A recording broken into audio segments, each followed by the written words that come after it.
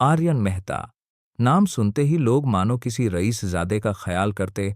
हजारों करोड़ की कंपनी का वारिस, करोड़ों का मालिक, इंडिया के सबसे पावरफुल बिजनेस फैमिली का हिस्सा। मगर असली हकीकत आर्यन की आंखों से साफ झलकती थी। बेबसी, मजबूरी और गहरी तन्हाई। कागजों में वो एक अरबपति बिजनेस फैमिली का दामाद था, लेकिन हकीकत में वो अपनी सास के घर का मजाक बनकर रह गया था। नौकर तक उसे देखकर कहते, साहब, अगर कुछ पैसे चाहिए तो बता देना, आपकी हालत हमसे भी बुरी है। आर्यन की जिंदगी की तीन पहचान थी।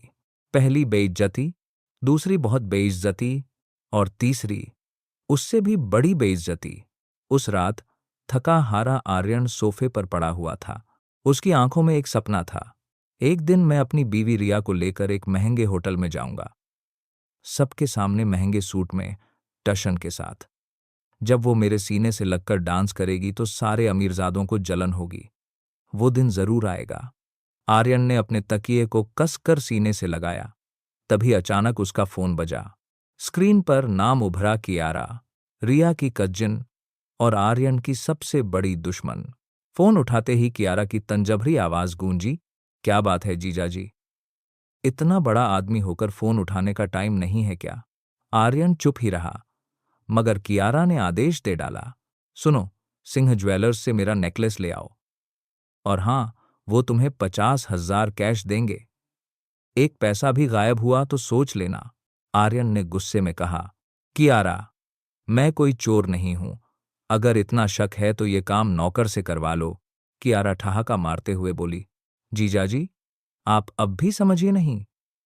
इस घर में आपकी हैसियत नौकर से भी नीचे है। बस काम करो और चुप रहो। फोन कट गया। आर्यन मोबाइल घूरता रहा, जैसे ये दुनिया की सबसे मनहूस चीज हो।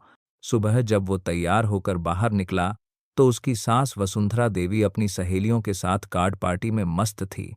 एक सहेली बोली, मेरी सैंडल का स्ट्रैप टूट गया, अब मैं कैसे जाऊं? वसुंधरा हंसते हुए बोली, अरे टेंशन क्यों लेती हो? मैं अपने दामाद से कहती हूं, उसे ऐसे कामों में बहुत मजा आता है। आर्यन वहीं से गुजर रहा था। वसुंधरा ने आदेश दिया, आर्यन, इनकी सैंडल ठीक करवाओ। आर्यन ने धीमे स्वर में कहा, लेकिन मां जी, मुझे कियारा के काम से। बस, बहस मत करो, पहले ये काम करो। आर्यन ने सर झुकाया। हर बार की तरह इज्जत जमीन पर थी। आज आर्यन का बर्थडे था, मगर घर में किसी को परवाह नहीं थी। बस उसे याद था। तभी मोबाइल पर रिया का मैसेज आया, क्या तुम ऑफिस आ सकते हो? आर्यन का चेहरा खिल उठा। मुझे पता था रिया, तुमने ही मेरा बर्थडे याद रखा है। जरूर कोई सरप्राइज होगा। उसने अपनी आखिरी बची 500 की नोट से रिया के लिए फूलों का बुके खरीदा। बाकी काम, सैंडल और नेकलेस, सब वो भूल चुका था। सब की काम वॉल मैशन गिल कंस्ट्रक्शन के ऑफिस में आर्यन बुके लेकर घुसा। अचानक सामने से सूट पहने एक रईस आदमी से टकरा गया। बुके नीचे गिरा। वो शख्स गुर्राया, तुम्हें दिखाई नहीं देता? नौकर हो, यहां आने की औकात नहीं है तुम्हारी। उसका नाम था विक्रम अरोड़ा, रिया का क्लाइंट। उसने बुके को अपने पैरों तले कुचल दिया और बाहर निकल गया। आर्यन नीचे झुका, उस कुचले हुए बुके को उठाया। उसकी आंखों में आंसू थे, मगर अगले ही पल उसने कांच की खिड़की से रिया को देखा। देखा न रिया, कितनी परवाह करती हो मेरी, तुम्हारी आंखों में भी आंसू हैं। वो मुस्कुराया और रिया के केबिन में दाखिल हुआ। लेकिन रिया ने पर्दे गिराते हुए गुस्से में कहा, दूर रहो मुझसे, क्यों नहीं निकल जाते मेरी जिंदगी से? आर्यन हक्का बक्का रह गया। रिया, तुम? रिया चीखते हुए बोली, मेरे पापा ने मजबूरी में तुम्हारे साथ मेरी शादी करवाई थी। तुम मेरी जिंदगी की सबसे बड़ी गलती हो। आज क्लाइंट को नाराज कर दिया तुमने। तुम्हारे पास सिर्फ बेइज्जती है देने को, प्यार नहीं। वो बाहर निकल गई। जाते जाते उस कुचले हुए बुके पर पैर रखकर बोली, ये सब गंदगी साफ करो, और फिर विक्रम की कार में बैठकर चली गई। आर्यन वहीं खड़ा रहा। उसकी आंखों में आंसू थे। कोई बात नहीं रिया, मेरे हालात खराब हैं, मैं खुद को साबित करूंगा। एक दिन तुम गर्व करोगी मुझ पर। उसी वक्त एक काली लग्जरी कार उसके सामने आकर रुकी।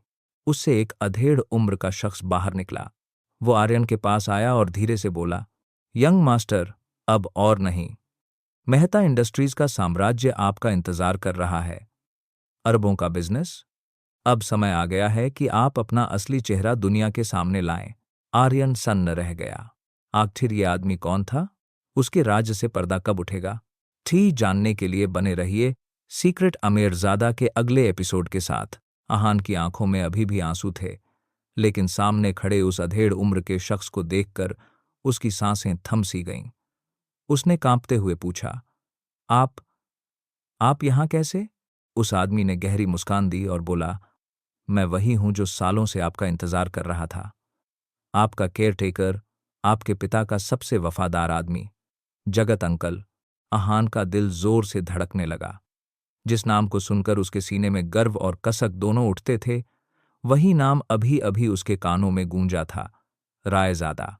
जगत अंकल ने आगे कहा, यंग मास्टर, अब और छुपने का समय नहीं है। आपके पिताजी ने अरबों का साम्राज्य खड़ा किया था और वो सब आपका है। अब वक्त आ गया है कि आप अपनी असली पहचान वापस लें। चलिए, कार में बैठिए। आहान ने अपने आंसू पोंछे और हल्की मुस्कान के साथ कहा, आज मेरी जिंदगी ने मेरे सबसे कड़वे और सबसे मीठे सच को एक साथ दिखाया है। मैं तैयार हूं। वो कार में बैठ गया और कार तेजी से रायजादा हवेली की तरफ निकल पड़ी। रास्ते भर आहान चुपचाप खिड़की से बाहर देखता रहा। उसकी आंखों के सामने बार बार शनाया का चेहरा घूम रहा था। उसकी बातें गूंज रही थीं। आप मेरे पापों की सजा हैं। हर एक शब्द आहान के दिल को चीर रहा था। लेकिन अब हालात बदलने वाले थे। हवेली का विशाल दरवाजा देखकर आहान की सांसें अटक गईं। बड़े बड़े गार्ड्स सलामी दे रहे थे। अंदर जाते ही नौकर चाकर लाइन से खड़े होकर झुक गए। Welcome back young master. Aahan की आंखें फटी की फटी रह गईं। वो अंदर बढ़ा और उसके सामने एक भव्य हॉल था, जिसकी दीवारों पर रायजादा परिवार की तस्वीरें टंगी हुई थीं। उसके पिताजी की तस्वीर सबसे बीच में थी। आजाज बीच में थाल की देन परिवार की तस्वीर का, अथव्य हॉल की तस्वीर की, कारिटीज की पांच की देन परिवार काइफी, किसी उरर कार की देन परिवार की तस्वीर की, फुर्सी तला सुनारी। जगत अंकल बोला, आपके पिता का सपना था कि आप इस विरासत को संभालें, मगर आपकी शादी के वक्त हालात ऐसे बने कि आपको अपने असली चेहरे को छुपाना पड़ा। अब वो समय खत्म हो चुका है। आहान ने तस्वीर की तरफ देखकर धीरे से कहा, पापा, मैं कसम खाता हूं कि आपकी मेहनत और सपनों को कभी बेइज्जती का कारण नहीं बनने दूंगा। अब ये साम्राज्य मेरा है और मैं इसे अपनी पहचान बनाऊंगा। कुछ ही दिनों में मीडिया में खबर गूंज उठी। रायजादा ग्रुप का असली वारिस वापस लौट आया। हर अखबार, हर चैनल सिर्फ आहान रायजादा की तस्वीरें दिखा रहा था। शनाया ने भी यह खबर देखी। उसका चेहरा एकदम पीला पड़ गया। ऑफिस में बैठी वो स्क्रीन पर आहान की शान और ठाठ बाट देखती रह गई। देव मल्होत्रा उसके पास बैठा था और मुस्कुराते हुए बोला, लगता है तुम्हारे पति ने तुम्हें और हमें सबको धोखा दिया था। असली खिलाड़ी तो वो निकला। अब देखना खेल कैसे बदलता है। शनाया कुछ बोल नहीं पाई। अंदर से उसे शर्म भी आ रही थी और गुस्सा भी, मगर सबसे ज्यादा उसे डर था, कहीं आहान अब उसे छोड़ न दे। इधर आहान रायजादा ने पहला कदम उठाया। उसने अपने ही घर गिल हाउस में एक शानदार कार भेजी। उसमें एक नोट रखा था, प्रिय सासू मां, नौकर से थोड़ा ऊपर वाला आपका दामाद अब एशिया का सबसे बड़ा बिजनेसमैन है। उम्मीद है अब आपको मेरे ऊपर भरोसा होगा कि मैं टूटी सैंडल से ज्यादा महंगे काम भी कर सकता हूं। पूरा गिल परिवार इस खबर से हक्का बक्का रह गया। यामिनी गिल के हाथों से तो चाय का कप भी गिर पड़ा। लेकिन असली तूफान तब आया जब आहान गिल कंस्ट्रक्शन के ऑफिस पहुंचा। इस बार खटारा बाइक नहीं बल्कि लंबी काली लिमोजीन से। उसके साथ दर्जनों बॉडीगार्ड्स थे। पूरा ऑफिस हैरानी से उसे देख रहा था। शनाया अपने केबिन से बाहर आई। उसकी आंखों में घबराहट साफ छलक रही थी। आहान उसके सामने खड़ा हुआ और बोला, आज भी मैं वही आहान हूं जिसने तुम्हें दिल से चाहा। फर्क बस इतना है कि आज पूरी दुनिया जानती है मैं कौन हूं। तुमने कहा था मैं सिर्फ बेइज्जती लाता हूं, लेकिन देखो आज मेरी मौजूदगी तुम्हें भी सिर उठाकर चलने का मौका दे सकती है। सवाल सिर्फ इतना है शनाया, क्या अब भी तुम्हें मुझ पर शर्म आती है? शनाया के होंठ कांप उठे। वो कुछ बोल नहीं पाई।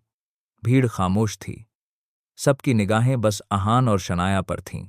अचानक पीछे से आवाज आई, तो यंग मास्टर, आखिर आपने अपना असली चेहरा दिखा ही दिया। ये आवाज थी देव मल्होत्रा की।